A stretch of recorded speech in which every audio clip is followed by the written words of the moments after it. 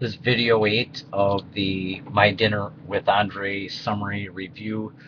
We're getting into the best part of the movie now, where Wally and Andre start discussing back and forth what the heck Andre's talking about and what Wally's views are.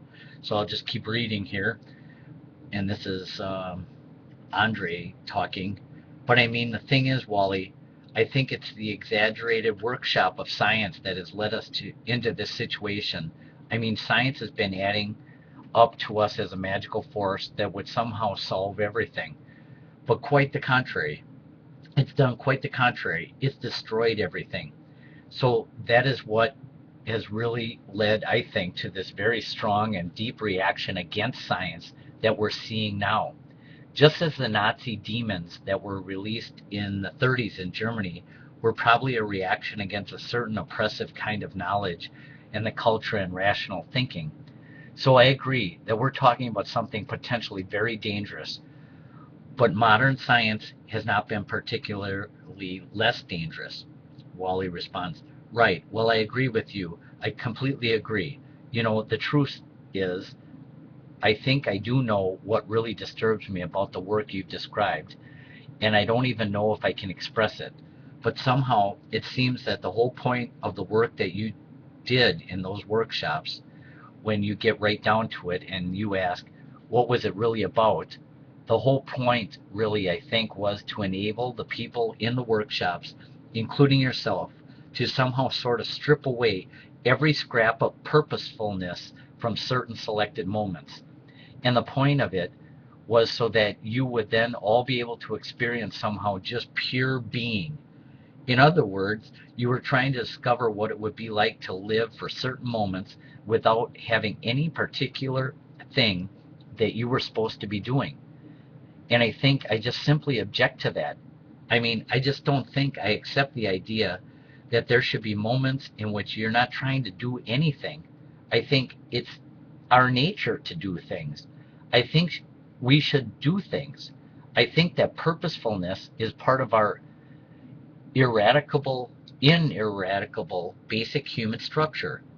And to say that we ought to be able to live without it is like saying that a tree ought to be able to live without branches or roots. But actually, without branches or roots, it wouldn't be a tree.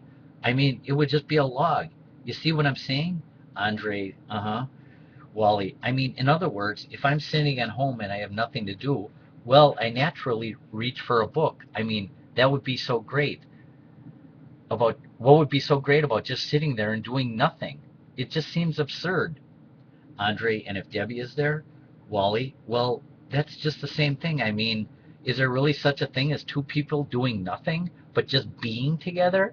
I mean, wouldn't they simply be relating, to use the word we're always using? I mean, that would mean either we're going to have a conversation or we're going to carry out the garbage or we're going to do something separately or together. I mean, do you see what I'm saying? I mean, what does it mean to just simply sit there, Andre? And that makes you nervous? Wally? Uh huh. Why wouldn't it make you nervous? It just seems ridiculous to me. Andre, that's interesting, Wally. I mean, when I listened to Ladakh in western Tibet and stayed on the farm for a month, well, people come over in the evening for tea.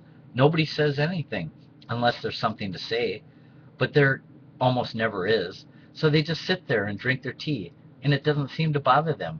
I mean, you see the trouble, Wally, with always being active and doing things, is that I think it's quite possible to do all sorts of things and at the same time be completely dead inside.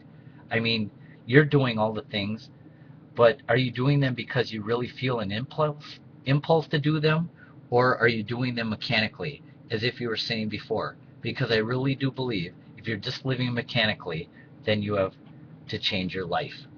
I mean, when you're young, you go out on dates all the time, you go dancing or something, you're floating free. And then one day you suddenly find yourself in a relationship and suddenly everything freezes. And this can be true in your work as well. I mean, of course, if you're really alive inside, then of course there's no problem. I mean, if you're living with somebody in one little room and there's a life going on between you and the person you're living with, well, then a whole adventure can be going on right in that room. But there's always the danger that things can go dead. Then I really do think you have to kind of become a hobo or something, like Kirak, and go out on the road. I really believe that, I mean, it's not that wonderful to spend your life on the road, and my own overwhelming preference is to stay in that room if you can. But if you live with somebody for a long time, people are constantly saying, well, of course it's not as great as it used to be, but that's only natural. The first blush of romance goes, now that's the way it has to be. Now I totally disagree with that, but I do think that you have constantly asked yourself the question with total frankness, is your marriage still a marriage? Is the sacramental element there? Just as you just as you have to ask about the sacramental element in your work. Is it still there? I mean, it's a very frightening thing, Wally, to have suddenly realized that, my God, I thought I was living my life, but in fact I haven't been a human being. I've been a performer. I haven't been living. I've been acting. I've acted the role of father. I've acted the role of husband. I've acted the role of friend. I've acted the role of writer, director, what you have. I've lived in the same room with the person, but I haven't really seen them. I haven't really heard them. I really haven't been with them.